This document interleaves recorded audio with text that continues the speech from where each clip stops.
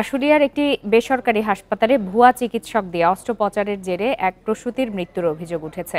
এ ঘটনায় নিহতের স্বজন ও স্থানীয়রা অভিযুক্ত চিকিৎসক ও হাসপাতালের তত্ত্বাবধায়ককে পুলিশে সোপর্দ করে।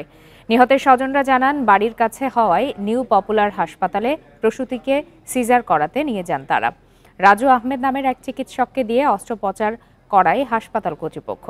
নবজাতক প্রাণে বেঁচে থাকলেও প্রসূতির মৃত্যু হয়। এ সময় হাসপাতাল কর্তৃপক্ষ প্রসূতি মৃত্যুর বিষয়টি গোপন রেখে রোগীর অবস্থা সংকটাপন্ন জানিয়ে ঢাকা মেডিকেলে পাঠিয়ে দিতে চায়। এক পর্যায়ে পালিয়ে যাবার চেষ্টা করলে স্বজন ও স্থানীয়রা অভিযুক্ত চিকিৎসক রাজু আহমেদ সহ হাসপাতালের এক তত্ত্বাবধায়ককে আটক করে আশুলিয়া থানা পুলিশকে খবর দেয়। পরে পুলিশ রাতে ওই হাসপাতালে গিয়ে অভিযুক্তদের আটক করে থানায় নিয়ে যায়।